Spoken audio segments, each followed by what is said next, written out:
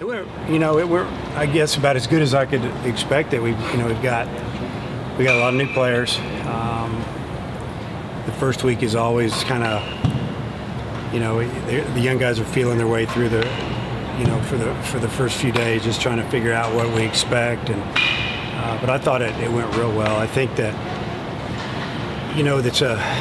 there's 6 position players or 6 spots in the field that we're trying to replace, and so this is a big fall for us. I think the players did a pretty good job. I feel like the coaches were just really bearing down on trying to figure how to handle this and make sure we can get the right players in the right spots, because there's some guys that are athletically they play 2 or 3 positions. We're just figure out who can handle it and then go from there. But I'd say that the first week went about as well as it could have gone.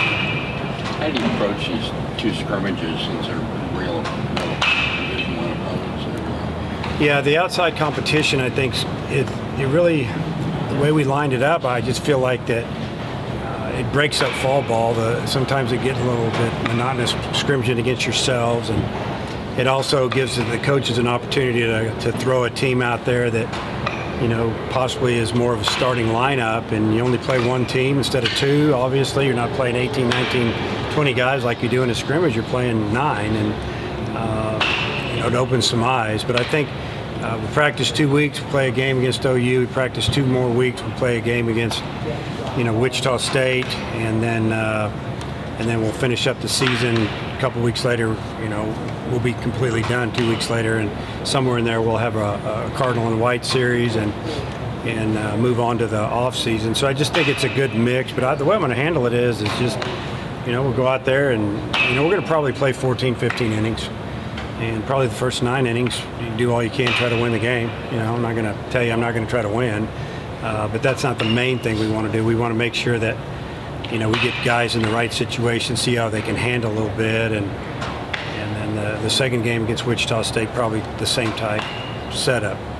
Maybe 14 or 15 innings, and, try to throw our older guys or our more experienced guys, or maybe the better guys. We'll see by then, the first few innings. So do you go on Friday to Norman?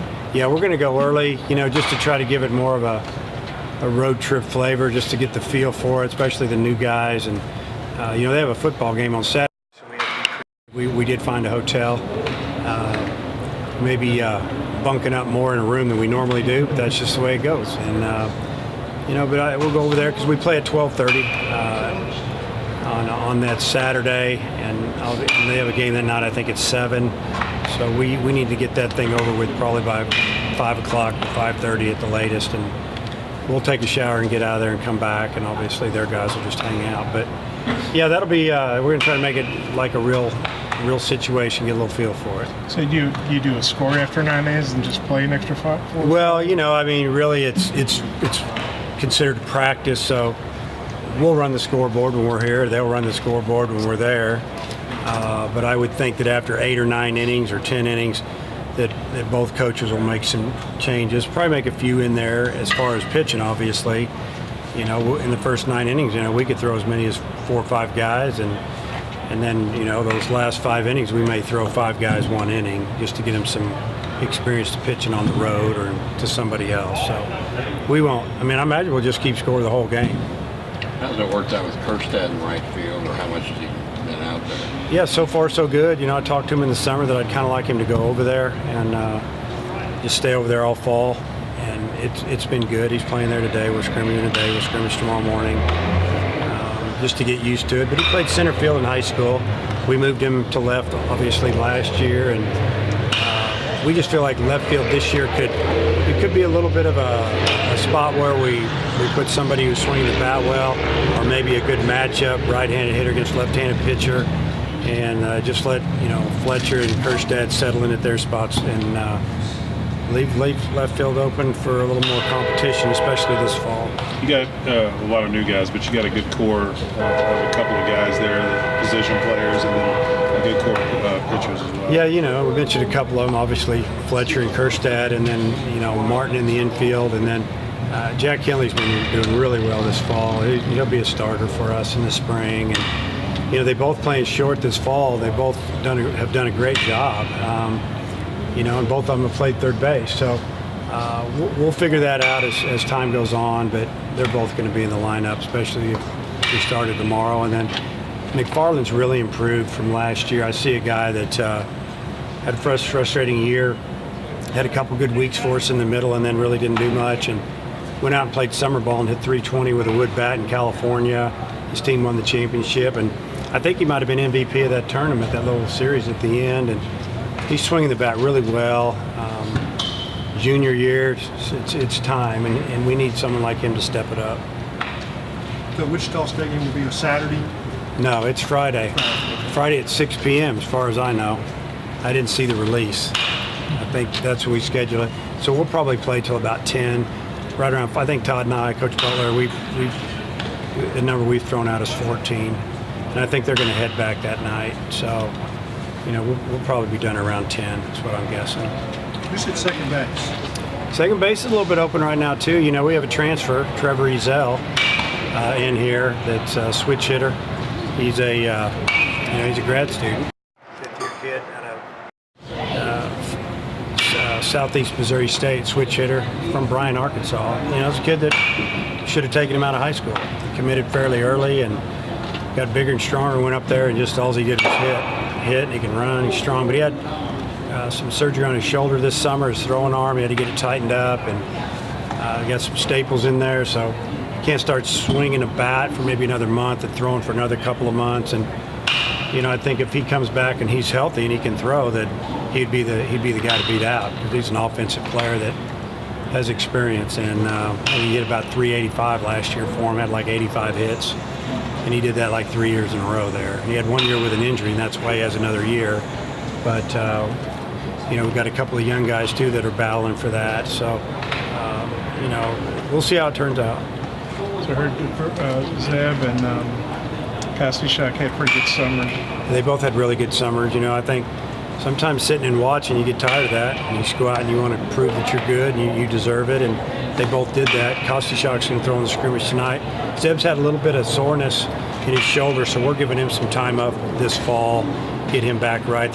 We've had him looked at. There's no problems in there as far as tears or anything, just some inflammation, and gonna let it settle down. And he may pitch at the end of fall for us. We're not sure yet, but Kosty's been throwing the ball extremely well, and it would be a big thing for this team if he could be one of our main guys with throwing the ball. He's throwing the ball 93, 95 miles an hour, and his first outing was really good, and the key for him is throwing strikes, and he threw nothing but strikes his first outing. Heston said his weight hadn't changed much, but that he feels stronger. What are you seeing from him? Yeah, about the same. Body-wise? Yeah, body actually looks better. It seems tighter to me, and just growing up, starting to look a little bit older.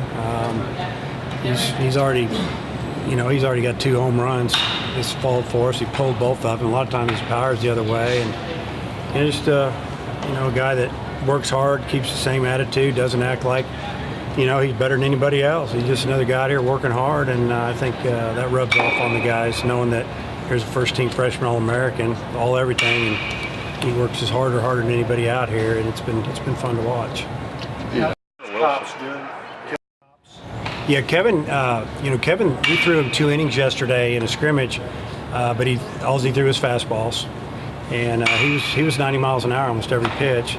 His location wasn't great. We didn't let him throw any change-ups or breaking balls, and that's what he has a lot of. That's really good. He's got 2 good pitches, but he's when you look at it, he's like 11 months out from surgery. So he's a guy that we're hoping that by February he's back to being Kevin Kopp's. Did Hunter Wilson move on? Yeah, Hunter Wilson is going to use his grad transfer. Everything's good between us. I think that, he just looked at it. He saw that we got a transfer in. He knew that we had a couple other infielders coming back and a couple of young guys. And, we talked on the phone in, I think, late July, early August, somewhere. I think it was late July. And he's, he didn't get to play 2 years ago. He had the injury on his knee. He started out at another 4-year school, went to junior college, came here. He just wants to play. He wants to play every day, and I don't blame him. I mean, he's a guy that he brings a lot of energy, and he wants to play. And don't want to slow him down, and I couldn't tell him that he was going to play every day. And, he's such a good utility type guy, and I think that he feels like we see him as that, and so he's going to finish he'll end up with his degree here from the University of Arkansas at semester, and then he's weighing his options right now, and he'll wind up at a school where he feels like he's going to get in the lineup every day.